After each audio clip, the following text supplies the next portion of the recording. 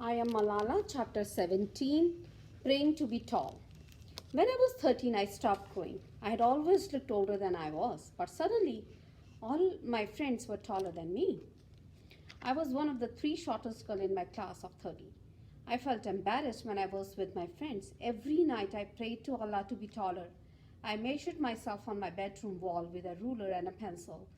Every morning I would stand against it to check if I had grown, but the pencil mark stayed stubbornly at 5 feet. I even promised Allah that if I could grow just a tiny bit taller, I would offer 100 rakat nafal, extra voluntary prayers on top of the 5 daily ones. I was speaking a lot of events. I was speaking at a lot of events, but because I was so short, it wasn't easy to be authoritative. Sometimes I could hardly see over the lectern. I did not like high-heeled shoes, but I started to wear them. One of the girls in my class did not return to school that year. She had been married off as soon as she entered puberty. She was big for her age but was still only 13. A while later, we heard that she had two children.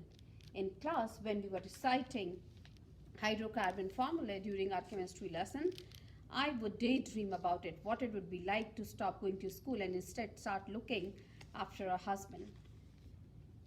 We had begun to think about other things beside the Taliban, but it was impossible to completely forget. Our army, which already had a lot of strange side businesses like factories making cornflakes and fertilizers, had started producing soap operas. People across Pakistan were glued to a series on primetime TV called Beyond the Call of Duty, which was supposed to consist of real life stories of soldiers battling militants in SWAT. Over 100 soldiers had been killed in the military operation and 900 injured. They wanted to show themselves as heroes. But though their sacrifice was supposed to have restored government control, we were still waiting for the rule of law. Most afternoons, when I came home from school, there were women at our house in tears. Hundreds of men had gone missing during the military campaign, presumably picking up by the army or ISI. But no one would say. The women could not get information. They didn't know if their husbands and sons were dead or alive. Some of them were in desperate situations as they had no way to support themselves. A woman can only remarry if her husband is declared dead or missing. My mother gave them tea and food, but that wasn't why they came. They wanted my father's help. Because of his role as spokesman for the SWAT, Kwame Jigra, he acted as a kind of liaison between the people and the army. I just want to know if my husband is dead or not, pleaded one lady I met. If they killed him, then I could put the children in an orphanage. But now I'm neither a widow nor a wife. Another lady told me her son was missing. The women said the missing men had not collaborated with the Taliban. Maybe they had given them a glass of water or some bread, which they had been ordered to do so. Yet these innocent men were being held while the Taliban leaders went free. There was a teacher in our school who lived just a 10-minute walk from our house. Her brother had been picked up by the army, put in leg irons, and tortured, and then kept in fridge until he died. He had nothing to do with the Taliban. He was just a simple shopkeeper. Afterward, the army apologized to her and said they had been confused by his name and picked up the wrong person. It wasn't just poor women who came to our house. One day, a rich businessman arrived from Muscat in the Gulf. He told my father that his brother and 5 or 6 nephews had all disappeared, and he wanted to know if they had been killed or were being held, so he knew whether to find new husbands for their wives. One of them was a Maulana, and my father managed to get him free. This wasn't just happening in Swat. We heard that there were thousands of missing all over Pakistan. Many people protested outside courthouse or put up posters of their missing, but got nowhere. Meanwhile, our courts were busy with another issue. In Pakistan, we had something called the blasphemy law, which protects the Holy Quran from desecration. Under General Zia's Islamic radicalization campaign, the law was made much stricter so that anyone who defiles the sacred name of the Holy Prophet, PBUH, can be punished by death or life imprisonment. One day in November 2010, there was a news report about a Christian woman called Asiya Bibi who had been sentenced to death by hanging.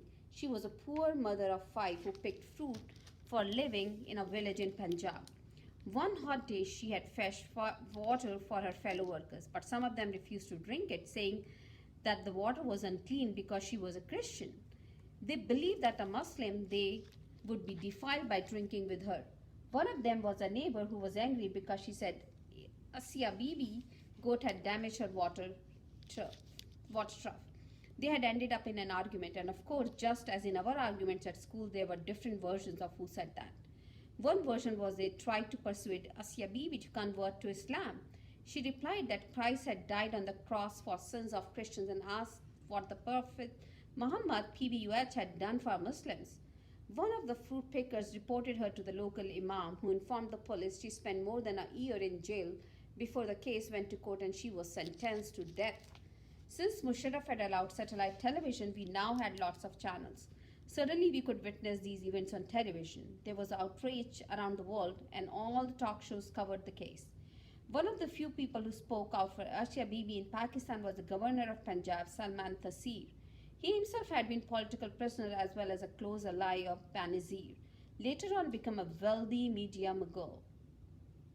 He went to visit Asia Bibi in jail and said the President Zardari should pardon her.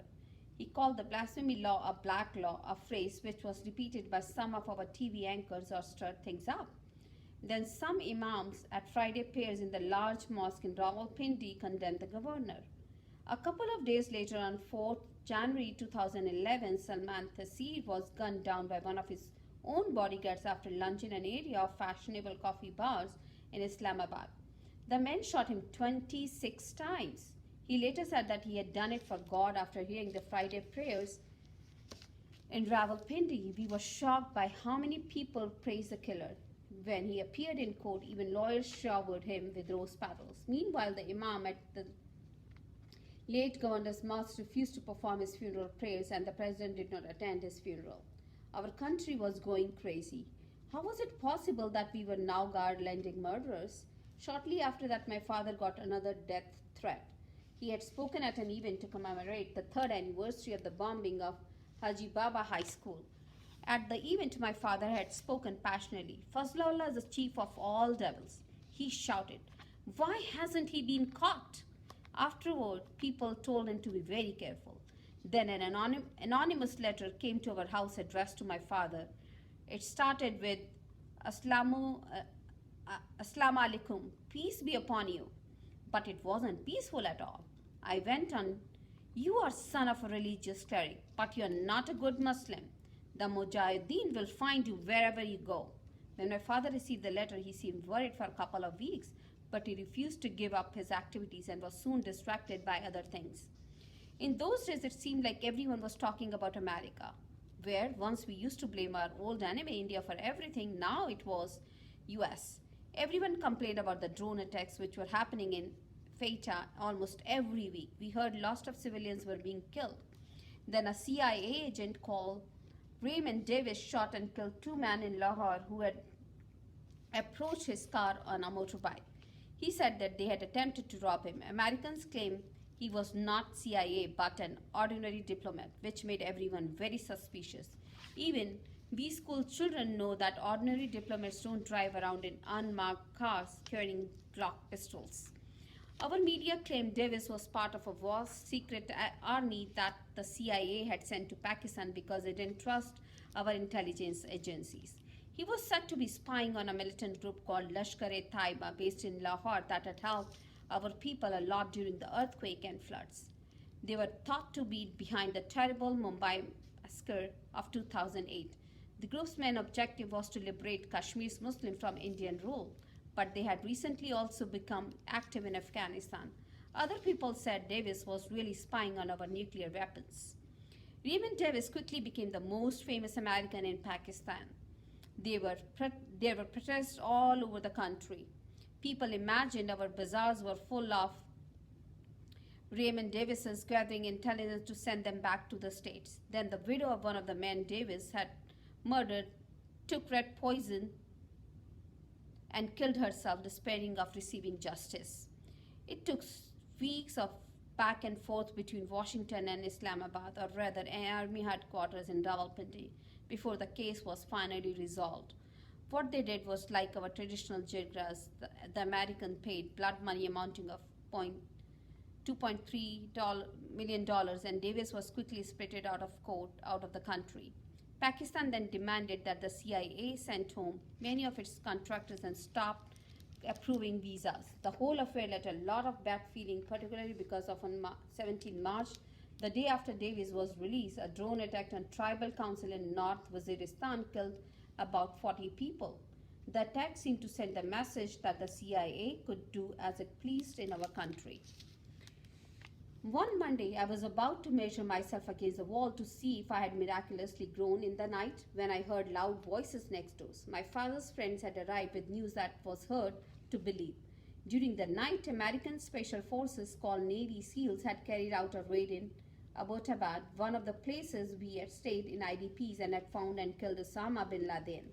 He had been living in a large walled compound less than a mile from our military academy. We couldn't believe the army had been oblivious to bin Laden's whereabouts. The newspaper said that the cadets even did their training in the fields of alongside his house. The compound had 12-foot high wall topped with barbed wire.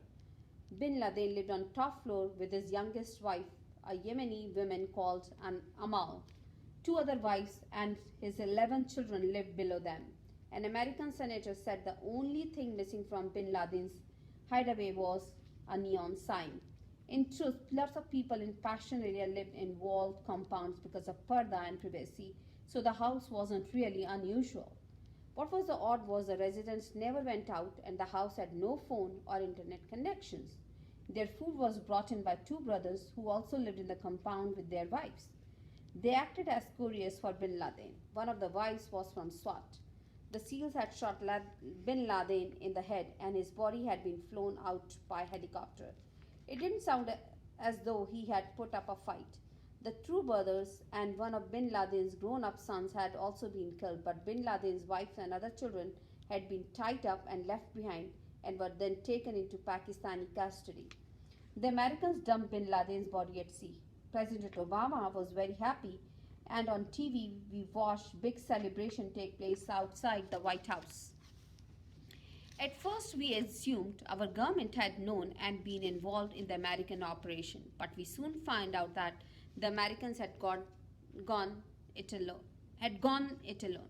This didn't sit well with our people. We were supposed to be allies, and we had lost more soldiers in their war on terror than they had. They had entered the country at night, flying low and using special quiet helicopters, and had blocked our radar with electronic interference. They had only announced their mission to the Army Chief of Staff, General Afshar Kayani, the President Zardari, after the event. Most of the Army leadership learned about it on TV. The Americans said they had no choice but to do it like that because no one really knew which side the ISI was on, and someone might trip up bin Laden before they reached him. The director of CIA said Pakistan was either involved or incompetent. Neither place is a good place to be.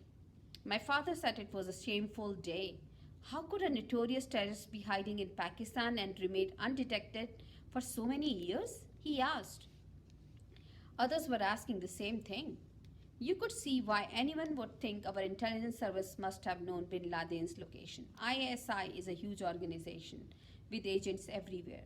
How could he have lived so close to the capital, just 40 miles away? And for so long, maybe the best place to hide is in plain sight. But he had been living in the house since the 2005 earthquake. Two of his children were even born in Abbottabad Hospital, and he had been in Pakistan for more than 9 years.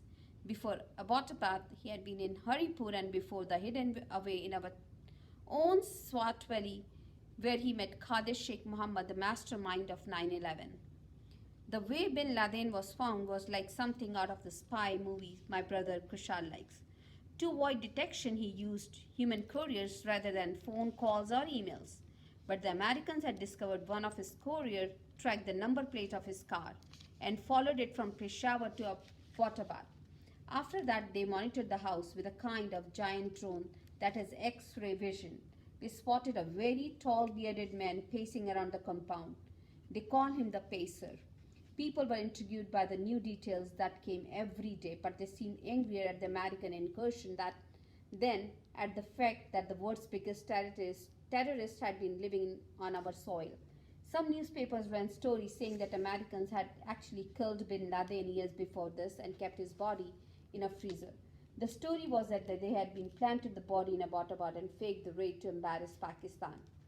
We started to receive text messages asking us to rally in the streets and show our support to the army. We were there for you in 1948, 1965, and 1971, said one message referring to our three wars with India.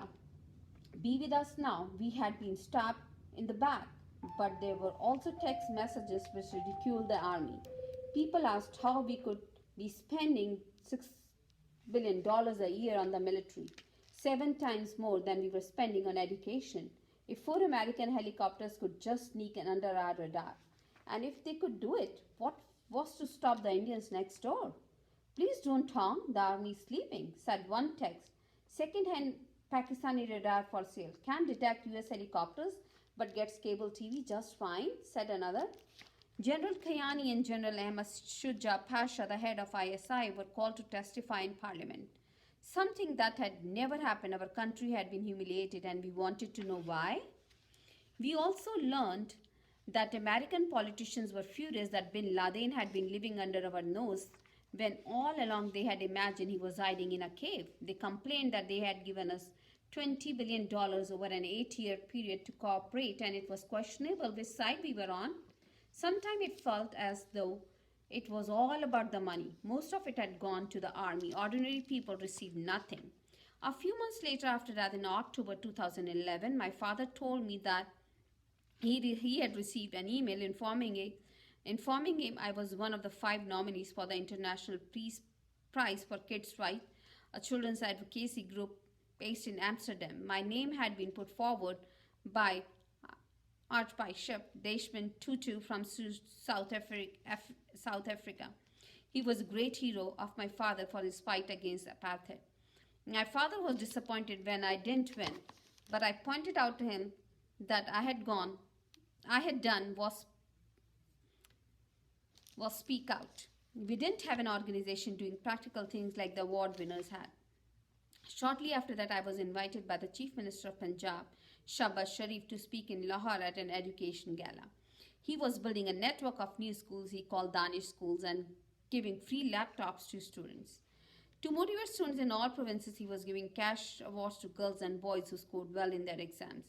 I was presented with a check for ₹500,000, about $4,500 for my campaign for girls' rights. I wore pink to the gala and talked publicly about how we had defied the Taliban edict and carried on going to school secretly.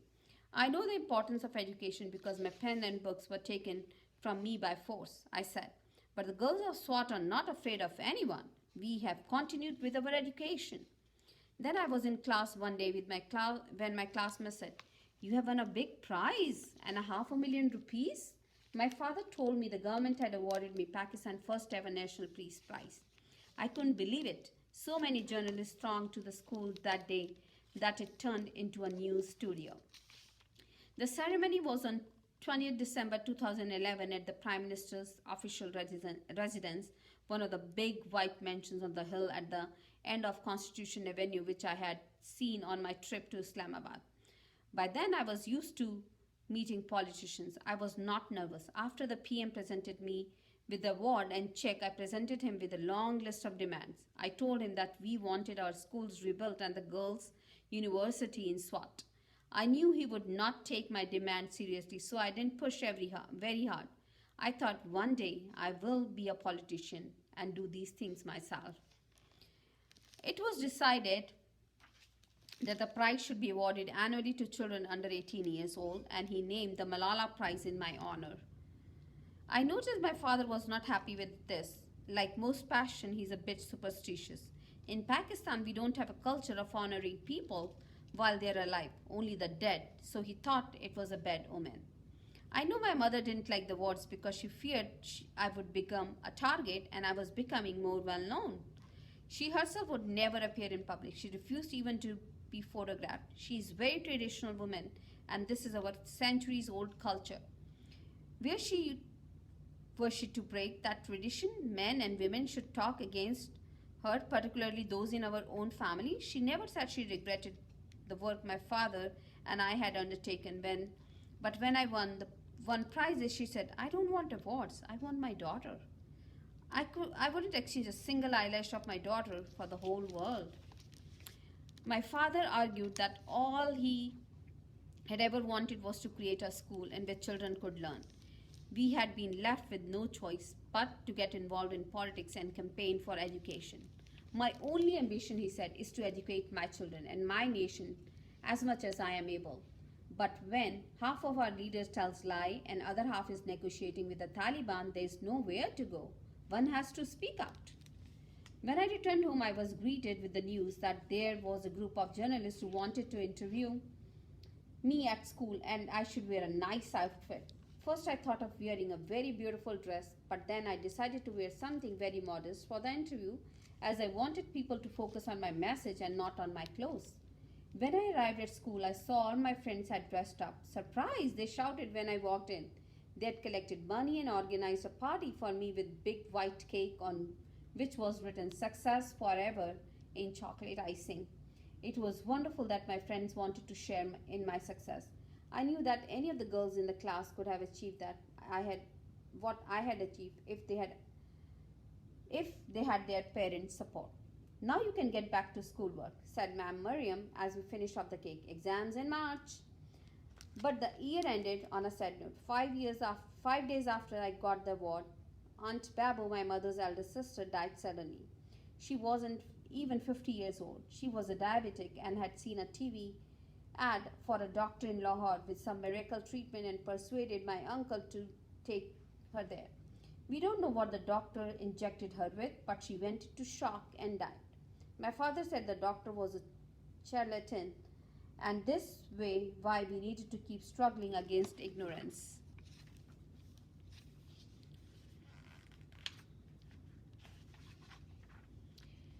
I had amassed a lot of money by the end of that year.